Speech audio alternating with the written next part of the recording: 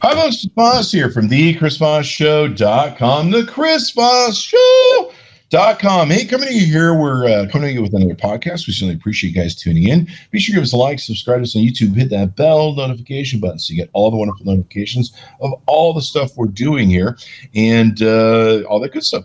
So today we have a most excellent guest. I think you're going to learn some really important stuff, especially about your health. And health is important last time I checked, especially in your old age and with all the stuff that's going on. Today we actually have a doctor on the show, so we're going to get really smart. His name is Trevor W Turner Md. I got to get used to saying MD there.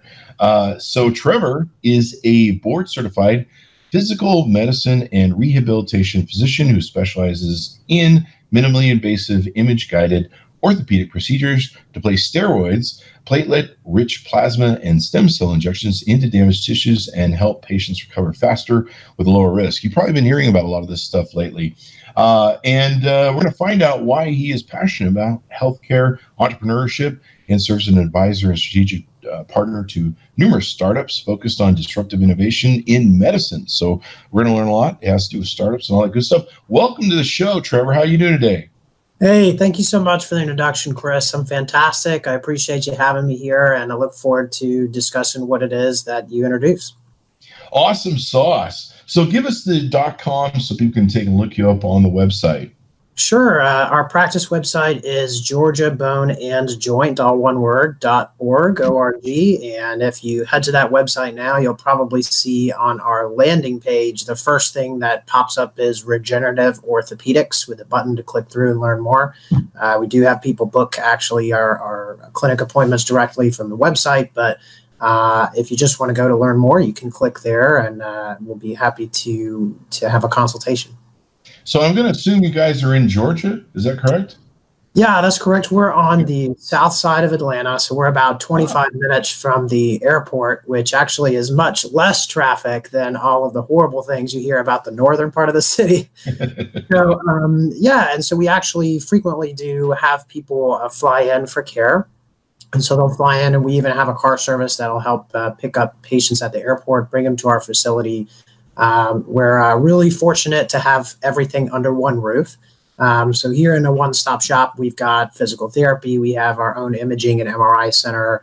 We have a clinic, and we have a dedicated team of 6 different orthopedists with PAs, and then myself as a minimally invasive non-operative specialist, and also have our own ambulatory surgery center. So we actually do same-day procedures right there, all under one roof, with the goal of getting people the care that they need, but doing it in a way that's very efficient and very customer-centric, so involved around giving people the highest level of satisfaction. So, awesome sauce. So people anywhere in the world or anywhere in the nation can fly to your facility and get help.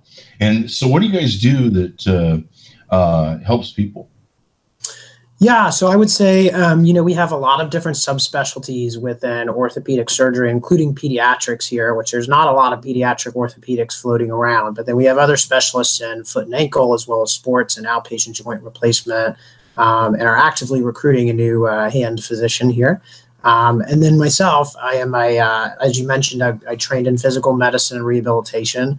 And so that is really a specialty in which we sort of kind of toe the line between somebody who practices sports medicine or pain medicine, but does so in a way that's less invasive than open surgery. And so most of the care that I deliver, if it's going to be involved with a procedure, it means it's being done either with an ultrasound probe, which is great because there's no radiation with that kind of treatment, or an X-ray machine if we need to for advanced cases.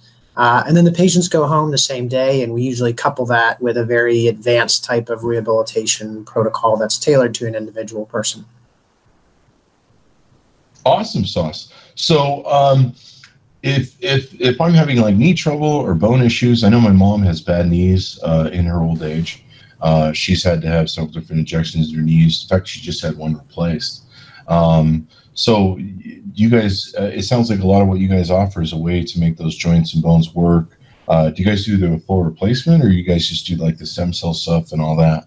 Yeah, no, I tell people that basically there's 5 ways that we can help them. And knee arthritis is one of the most common reasons that people come to the doctor in the United States today. So that's a good example. So Generally, we try to start with things that are less risky. So we go from changing your exercise program or physical therapy and low impact exercise.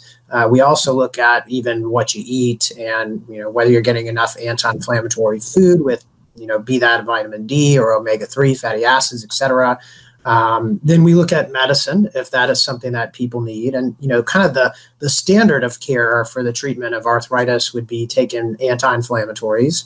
And those medicines do help some people, but there's a lot of people who are motivated not to take medicine on a daily basis, or they're very aware of a lot of the side effects. So, for example, anti-inflammatories, while they can help reduce pain, oftentimes they lead to side effects with ulcers in the stomach, or even problems with kidneys at advanced age. And so, we use those, but we're always trying to be smart about risk and benefit. The next kind of standard of care would be injections. And so traditionally, if somebody hurts and has an arthritic joint, they would come in and get a steroid injection. And that's been done for decades at this point. But, really, there's sort of a revolution going on in medicine. And so the idea that we're going to take something that is, number one, synthetic, and number two, that may not really give you that long-term benefit. It may help you for a couple months, but it doesn't last as long as people want. People are starting to kind of get, looking for a different option. And so that's kind of where the field of regenerative orthopedics, or some people call it orthobiologics, really started to come in, because we do joint replacement here. And when your joint, when you have no space left in it, and, it's what we grade knees on a scale based on x-rays. And so when you have grade 4 arthritis, you do need a replacement. That's the right thing to do. But we have a lot of people who are looking for another option. And so that option of regenerative orthopedics means that we use kind of a mix of things. And so probably the ones that most people hear about consistently are either the use of viscosupplementation, which is basically like the use of a kind of like a lubricant that goes in the joint.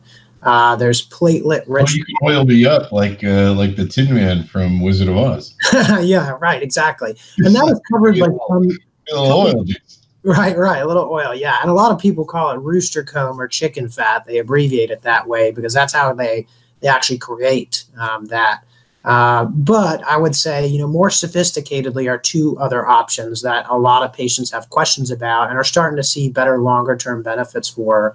One of those is platelet-rich plasma, and the other one would be the use of stem cells, or specifically mesenchymal stem cells is the word for it. And we get those by taking, both of those, PRP and stem cell, we get those from taking them from a patient in a same-day procedure. And then based on FDA guidelines and compliance, we minimally manipulate them, which means we don't add any chemicals to them. We don't do anything other than basically put them in a machine, a centrifuge, and that's a machine that basically just takes whatever you put in it, it spins at a very, very high speed in order to concentrate the stuff that you really want to use. And so a lot of people have shown strong interest in the ability to be basically treated with their own cells, because they're saying, look, I'm tired of synthetic options. I'm tired of things that don't last as long as I want to. I don't want to be coming back and getting injections every 3 to 6 months. And then I think, when this field started to take off, I kind of felt the same way, because, it was great to help somebody and see them, for a few months get better. But I didn't want to see patients every 3 months for the rest of their lives to give them shots. I love seeing patients, but, the goal is always to maximize your function and to do so in a way that gives you the best long-term outcome. And so I think as we started to focus on that more and more, we offer those options to people, either one, to, let's say, avoid joint replacement because they can get substantially longer improved function, or two, sometimes we do these procedures actually in conjunction. So a great example of that would be like rotator cuff repair, for example. We know that if you have a rotator cuff tear, and that if we take you to the OR to fix it with a scope or a camera, that if we actually combine that and we take stem cells from your bone marrow and we put those at the place where that tendon meets your bone, and not only do people get better faster in their recovery after the surgery, but actually their rate of re-tearing that, which is a major complication of the surgery, goes way down. And we actually have numbers that go all the way to 10 years out, which is really, really strong, because if you look at a lot of papers or evidence-based literature in medicine, you'll find that people go out to 6 months or a year or a couple years, but there's not a lot of data that goes out to 10 years. So when you get data that's that strong, it means, hey, you know, not only do we have another option, but we're really focusing on options that last for the long term. And I think that's the standard that patients today want. And it's the standard that drives people to come in here, because they're looking for a way to either avoid surgery by doing something that's lower risk, that doesn't have the same level of complications, or they're looking to say, look, if I'm going to have a surgery, I don't want to have more than one. I want to be down one time, and when I recover, I want to do so as effectively as I can with less pain and better function, so that it's one good surgery done right without additional procedures or complications. Awesome sauce. Why does stem cells work so well in this regenerative thing? I know at one time, I think the Bush administration outlawed research with them, and then they overturned that. And why does stem cells work so good at regeneration? Yeah, so that's a great question. So it's interesting. So last week I went to TOBI, which is the Orthobiologic Institute. They have an international conference every year, and there were 83 different countries represented there and over 700 people. Really fun, because you just get to talk to all kinds of world leaders and talk to the people who did the initial research in the first place. And I actually spoke to Dr. Arnold Kaplan there, who he was the first person to coin the term stem cell, actually. And so he developed this term, and the formal term for that is MSC, or mesenchymal stem cell. Why is it MSC instead of just stem cell? Well, that's because there's different kinds, right? You could get a stem cell from an embryo, which was the kind that, that was, what George Bush and his administration made the big rule about. You can get them from an umbilical cord, you can get them from fat, you can get them from bone marrow. And so for us, the type of cell that we're getting is not the kind that comes from an umbilical cord or an embryo. It's actually the kind of cell that comes from your own body. And so we happen to know that maybe that can't develop into as many tissues as you could as if you used a cell from an embryo. However, the kind of things we're using it for, it's perfect. So we're looking to help people with problems with bone, problems with cartilage, problems with muscle, tendon, and ligament, and maybe sometimes even also their discs or sometimes their labrums. So those are maybe some technical terms there, but the point is that we're taking the cells from a place that they become the things that we are targeting in particular. And so for us, it's a great niche to do so. And there's a lot of regulations in the FDA about what's permitted and not permitted. And you'll find plenty of people out there who are not practicing according to what the FDA stipulates. And in fact, last week in the New York Times, there was a huge article about actually a national company that has been shut down for doing things against basically what the FDA said was appropriate. Wow. And so everything that they stipulate, we draw kind of a very hard line on here. There's no gray area for us. That means that, number one, the cells are homologous and autologous. So the explanation of that jargon is they're taken out of your own body. They're not taken out of anybody else's, and it's not an off-the-shelf product. It's all coming from you, number one, as a source. And number two, they're being placed under very advanced image guidance back into the same kind of tissue that they are somewhere else. And so for us, we happen to know that the yield, or basically the number of cells that we can get, at least when it comes to bone marrow, is highest in the back of the hip. And actually, that's one of the things that scares people in the first place when they're considering a procedure, is they say, oh my gosh, you're gonna take cells out of my hip. That sounds terribly painful. And what I have to tell them is, look, I have trained with some of the best people in the United States, specifically, I would say Dr. James Andrews, who I worked with for the last 4 years at the Andrews Institute of Orthopedics and Sports Medicine. I've taken care of everybody from professional to collegiate to amateur athletes to baby boomers to weekend warriors to special operators in the military, including Navy SEALs and Army Rangers, as well as Force Recon Marines and Delta members. So, it's not a problem of, can we do this for you and it's going to hurt you? We can do the procedure for you and not hurt you. That's not a question. It's the fact of, if you're going to come get a cell-based treatment or an orthobiologic, which those are the terms I really use for this field, is one, is it indicated? And then two, is the person who's going to do it really well qualified to do it for you well and the right way? And so we're searching for evidence all of the time. Yeah, so that's Dr. Arnold Kaplan, and he is actually the guy who coined the term stem cell, or MSC. So it was great to talk to him at the Orthobiologics Institute conference as a world leader. And the interesting thing is he is actually recommending that we change the term. So he said, I would rather call these medicinal signaling cells. And so, people said, why the need to change the term? And he said, the concept that we take a cell and that it grows into something else, into the environment we put it in, may not even be completely accurate.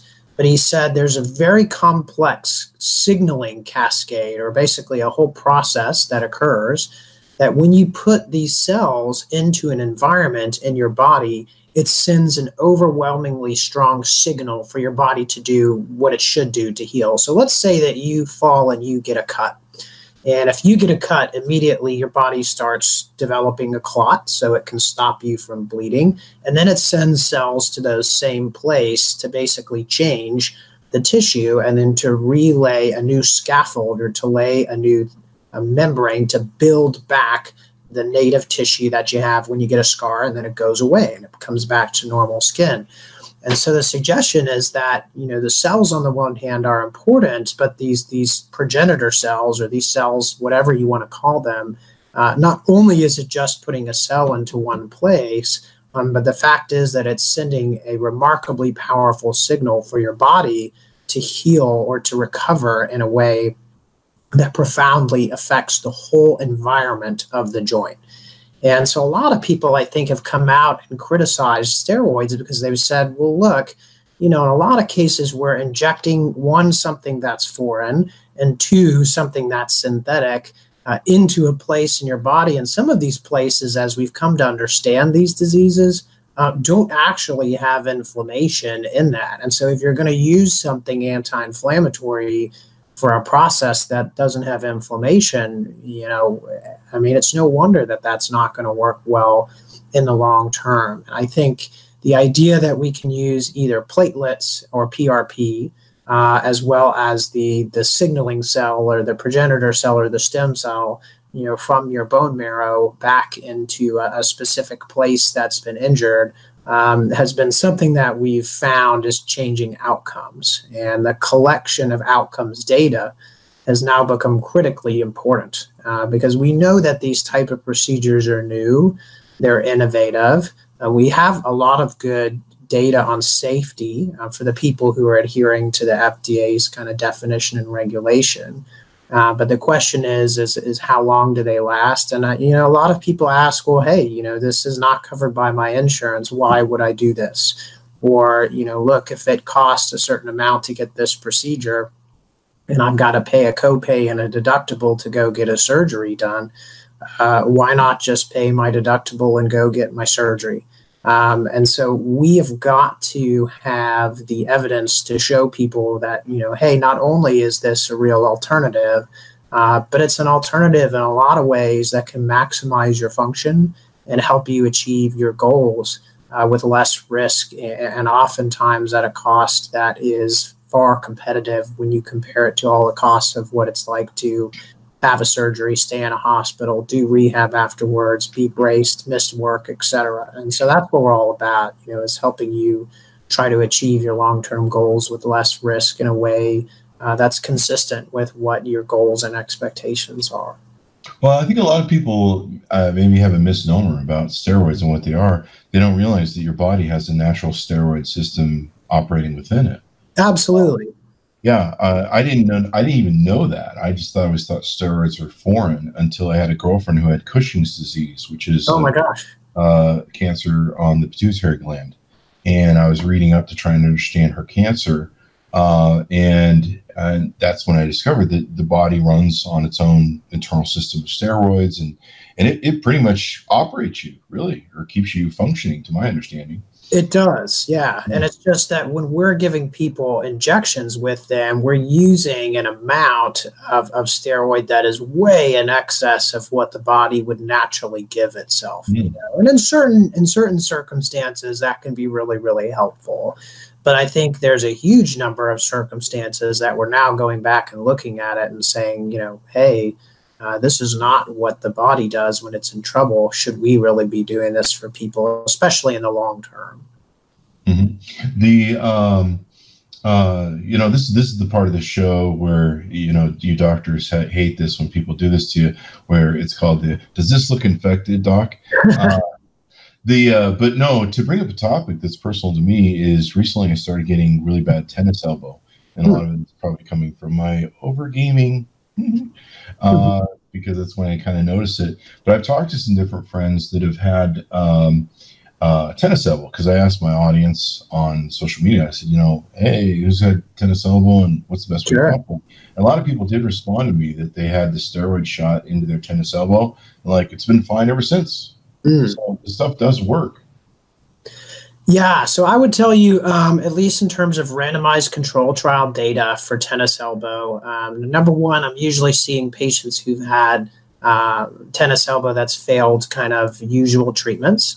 But what we found in some head-to-head studies is that people who get steroids with tennis elbow, oftentimes they get better for a couple of weeks, but then don't always have a good long-term outcome.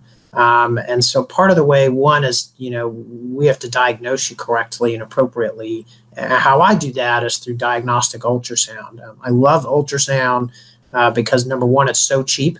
So it costs less than $100 to do an ultrasound compared to an MRI, which is oftentimes in excess of $1,000. Number two, there's no radiation with it. And number three, it's dynamic. So if you come in and you say, you know, hey, Trevor, hey, Dr. Turner, you know, my elbow's been bothering me. I've been crushing it in Halo, but I'm having a tough time with my elbow. You know, what's going on? It's so easy for me not only to just put the probe right on you at the first visit, but then I say, look, Chris, why don't you do the thing that normally bothers you? And let me watch how your tendons or your ligaments change while you're doing that, right? And you don't get that from an MRI. You don't get that dynamic picture where we get to watch you and see you actually reproduce what it is that bothers you. So number one is we got to diagnose you really well. Number two would be is that we do have some long-term clinical studies now that do show that compared to steroids, that people who use, this is not the stem cell, but this is PRP, or platelet-rich plasma. And platelets are cells that are routinely found in your bloodstream, but it's something that we harvest from your vein. So we do a simple blood draw. And then we use that in a centrifuge to concentrate it. So that's the machine that spins really fast so that we can get those concentration of platelets. And then we find that damaged tissue or that scar tissue under ultrasound, and we put those back in. And we know that at least over 82% of people who have that done for tennis elbow are going to have not only a good outcome in the short term, but a good outcome over a year. And so that's the difference to me and doing steroids for tennis elbow. Now, does that mean that nobody should get steroids for tennis elbow? No, I don't think so. But I think what it shows us is now the patient who comes in and says, gosh, you know, I went to physical therapy and I wore a brace on my hand and I've been popping ibuprofen like candy or goody powders or whatever it is. And it's keeping me up at night. It's affecting me being able to use my arm at work or on the job or when I play tennis or whatever I do. You know, I had a steroid shot and it helped me for a couple of days or just didn't help me at all. And what am I going to do? You know, they tell me that I don't need surgery for this problem. And now we can say, look, you know, not only do we have a great option for you, but we have an option for you that is going to give you long-standing relief and not just last for a shorter period of time. So I think, you know, my goal is not to tell people, look, you should forget about all the things that everybody else has told you that can make you better. And I would say to you that, you know, in the first place, when I see a patient in the clinic, I don't say, hey, let's do a stem cell procedure. I say, look, let's talk about what you've tried to get better. Because many times exercise alone or exercise in combination with some medicine or bracing will help people. And so, it's like we take an oath, like an Hippocratic oath, and we say, the first goal is to do no harm, right? And so as we kind of move through our paradigm of things we can offer patients, we know that as we get more invasive, typically that risk goes up. And so my goal is always to help people with the lowest risk treatment that's available to them. So, yeah, because a lot of times it's great that your company has that broad range where they can start with something, it's pretty non-invasive, and then of course you can escalate up there. My mom's, and for people that are out there that are having tendon issues, like say I am, one thing that some of the people were telling me was that if you don't get stuff like this fixed and it keeps on going, that the tendon damage can move up the arm and you can start having all sorts of problems. So if you're having this sort of tendonitis sort of stuff, or issues with your knees, et cetera, you really want to have it worked on, because letting it go can make things worse. Is that correct? Yeah, I think that's true. And I think also if you look at the data, so we're starting to get data, I'd say tennis elbow is actually a fantastic example. So I appreciate you bringing it up. And I have a ton of people come in for tendon problems, like with the Achilles, with their patellar tendon by their knee, with problems with these gluteus tendons in the hip that wrap around to the outside of the hip bone, as well as rotator cuff is a huge one. And then, you have the standard joint arthritis, shoulder, hip, and knee, big joints. But what we find is that when we use these cell-based strategies, like whether it's platelets or stem cell, the dramatic responders and the people who get 4 and 5 years relief, oftentimes it's because they're coming in when their pathology, or when their injury is kind of early to middle stage. So people with moderate arthritis, they do fantastic. They do really, really well. As it gets more and more advanced, then I start to have this conversation with them where I say, look, I think that you can do better than you're doing now, but your expectations, your outcomes actually go down a little bit. And so instead of seeing, 4 to 5 years in relief, maybe we're talking about 3 years, or less. But it also depends on what people want to do, and the reason that I love seeing people from all different walks of life is, their goals are very different. And, so we'll have, a grandmother who says, look, I just want to be able to pick up my grandkids. Or somebody's going to go on a big trip and they're going to travel and walk places. And then I have guys from, the military who are saying, look, I have to be able to jump out of a chopper. I have to be able to parachute down and land on the ground, potentially at high speed. I have to cover multiple avenues of terrain. I have to be able to rappel and carry an 80-pound pack while I'm doing this. How can you make my ankle stable? And that is fun. It's challenging, but it's really rewarding, because you get to see people who have different kinds of demands, and you have to tailor what you're doing to what their goals and their expectations are. I've never been sort of that kind of physician that said, sees somebody and then says, okay, look, well, you need to stop running, or, okay, well, you need to quit doing that. That's just not good enough. It's not good enough for me. You just don't move that elbow anymore, and everything else. Yeah. Yeah, right. It's not good enough for me. And I was an athlete who was injured growing up. I played football in Texas in high school and loved it, part of my identity. And I remember the first time I herniated a disc, and that was a tough deal. And, I think part of the reason I started to believe in the cascade of minimally invasive treatment is because I'm an example of it, right? I herniated 2 different discs, one playing in football and another kickboxing.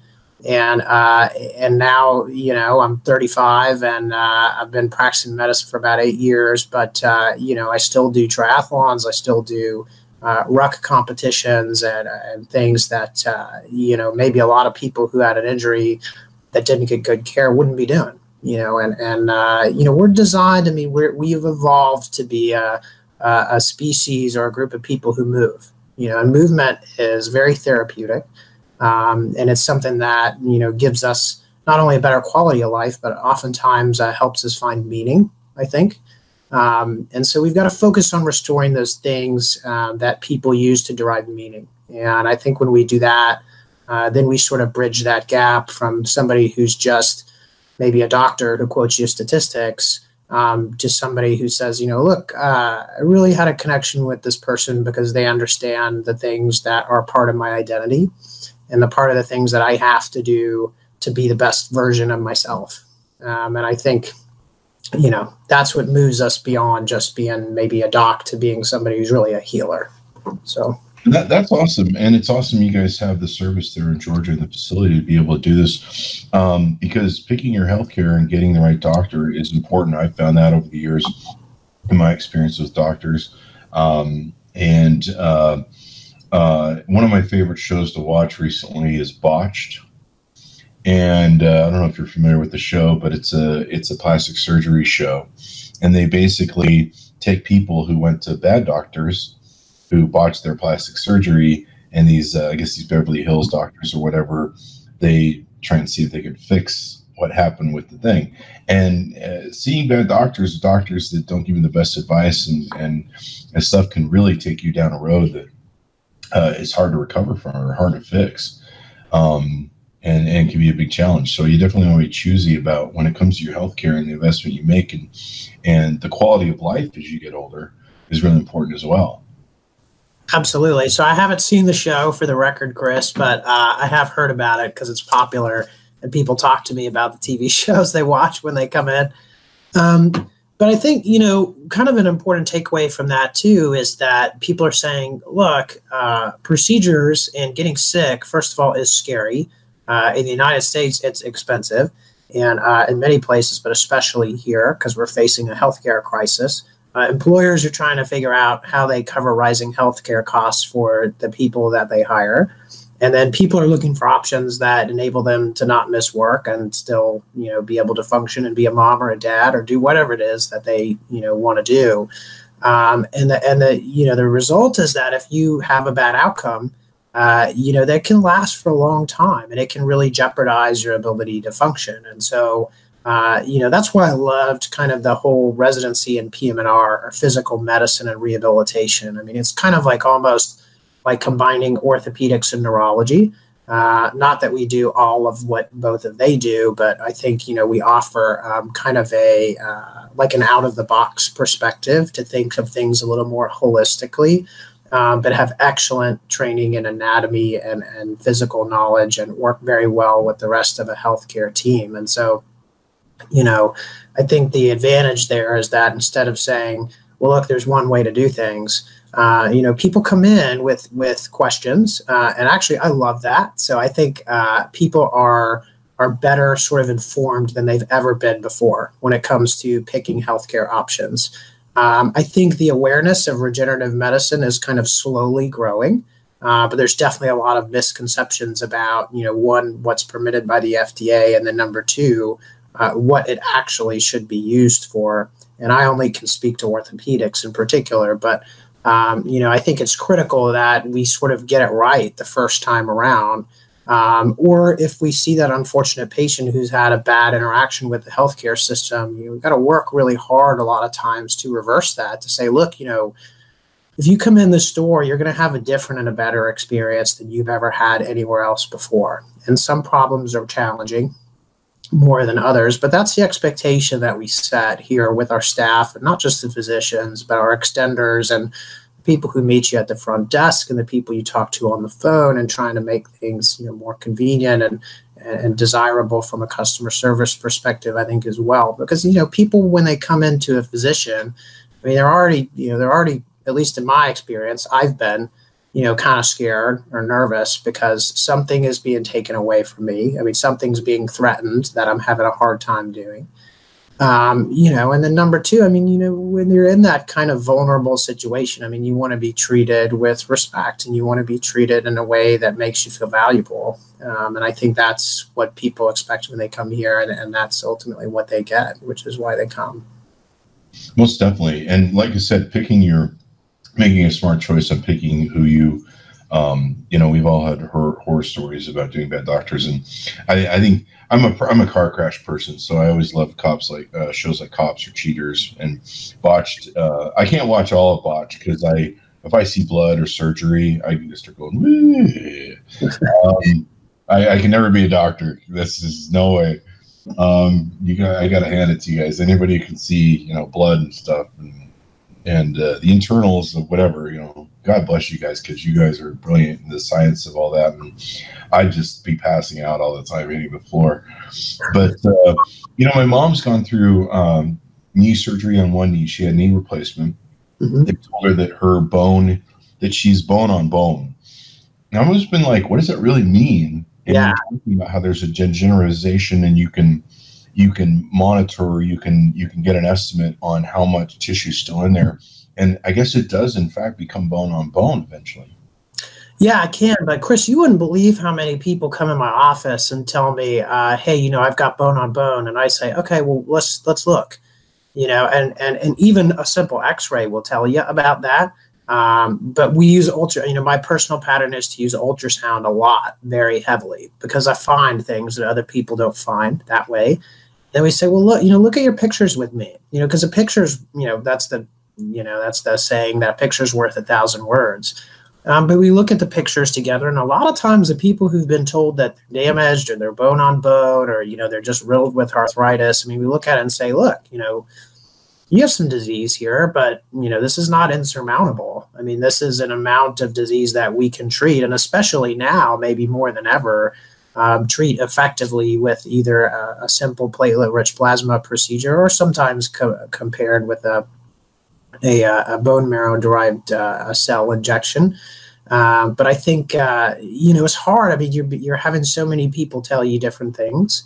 And so, you know, I think the great physicians are the people who are not just smart, because you do have to be smart. I mean, in the United States, it's very difficult to, you know, to make it through the selection process. But, you know, one thing that we're not always training people well for, and maybe we're not selecting out, is how to be a great communicator. And it's like one of the kind of the joyful moments for me is when a patient comes in and we have you know, even just a first time consultation, and before they leave, they say, you know, nobody has ever talked to me about all of that. And I'm like, well, that's kind of like, you know, that's what you deserve. I mean, you're, you know, you're here in a vulnerable place, you know, oftentimes, you know, spending your hard-earned money to be able to understand, number one, what's going on. And then I believe that, you know, the people who have good understanding, those are the people who do great, who have great outcomes, because you have to be able to understand what's going on to learn how to beat it. And the people who invest in that and take ownership in it, they really just do fantastic, I think. And so, and that's part of our mission, you know, is enabling oftentimes people just to learn how to protect themselves and to learn how to be their own advocates and be sort of the best version of themselves. Most definitely. And now with an aging, I mean, we're living longer and longer. I mean, I never thought I would have some of the issues that I had in my 40s and 50s. I've led a really healthful life. I rarely get like an infection from a flu. I'm going through a little bit of one now.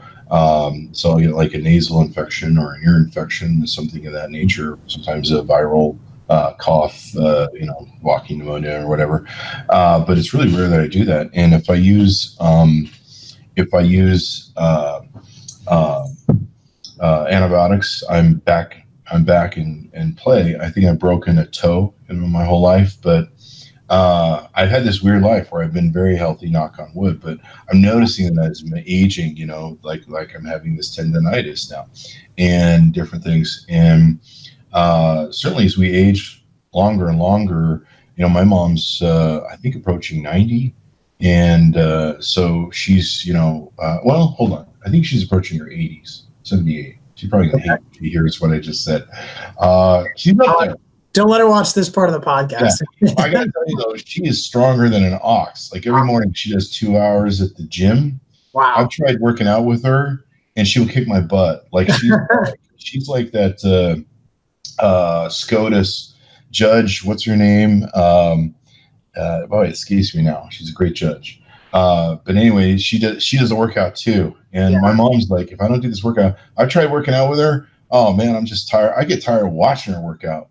And but she's not going down. And I don't think she's had a heart attack. I don't think she's had any real major issues other than these knees coming apart on her. I think years ago she had some wrists done with the carpal tunnel wrist surgery. Yeah. She had that done. Yeah. But yeah, definitely as we age as a community, as a population, there's just going to be more issues that we're going to have because we're living longer, and somehow we got to get these little bodies to work for us. Sure. So give us your final sales pitch for coming down to the Georgia clinic there.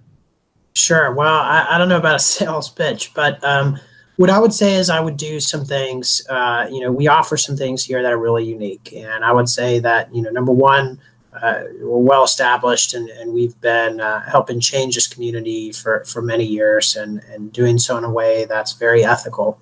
But we're very, very innovative here. So I think you'll meet a lot of people that say, why, I do stem cells or I do regenerative medicine because either they took a course over the weekend or, they have a company that provides them with a centrifuge to do some studies in their office. But you're really getting something a lot more when you come here. I think the team overall is incredibly strong, and you're getting what's called a true bench-to-bedside approach, which means not only, if you come here for treatment, are we, doing things sort of in the context of what we call in the industry as a good manufacturing practice facility. But what that means is it's being done in a sterile hood.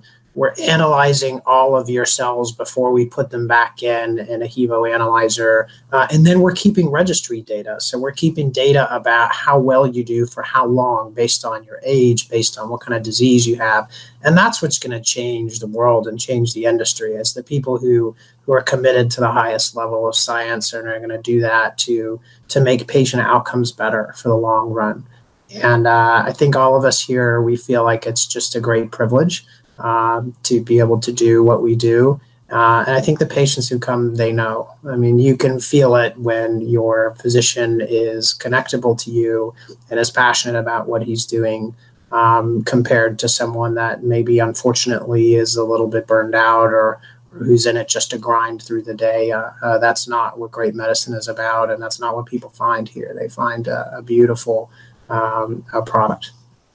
Plus, people have found that you're a great guy. You seem to really know what you're doing. And, of course, that's a big thing in picking a great doctor and trusting them and all that sort of good stuff and knowing what their knowledge is. I mean, I've met some old crotchety doctors that they kind of have a one-sided way of thinking. And I remember one time I went to a doctor for a burnt foot, and they were just insisting on that I needed to get a bone scrape. And I went to another doctor. He's like, you just need better penicillin. Oh my God. They wanted me to do a bone scrape at the hospital. Wow. Because it had gotten infected off a burn. And another doctor is just like, you just need more. I needed the silver stuff that you put on a burn. And then he's just like, you just need some more powerful antibiotics. So he did that for me. 3 days. Boom. Wow. It's better. And these other gentlemen were trying to do a bone scrape. Oh my gosh. So, I'd be nervous for somebody saying that. Who is good at what they do is really important. It's been a great exposure. Thanks for having us on the show. Trevor, give us your website one more time so people can look it up. Yeah, sure. That's georgiaboneandjoint.org, or you can always find us on Facebook or Instagram as well. Sounds good. And thanks for Trevor to be on the show. Be sure to check him out. Look at their website, all the good stuff. Refer it to your family and friends. I'm probably going to refer it to my mom who needs her second knee replacement, or maybe we can figure out a way to keep her from getting a knee replacement because she doesn't want to do the whole knee replacement. Sure. But it's just so invasive. And it was tough to recover with the knee replacement. But I always tease her about how she's the bionic woman. So there's that. It sounds like an awesome lady, Chris. She's wonderful. Thanks for tuning in to my audience. We certainly appreciate you guys. And give us a like, subscribe to us on YouTube, hit that bell notification. Be sure to refer the show to your friends, neighbors, relatives, and we'll see you next time. Thank you.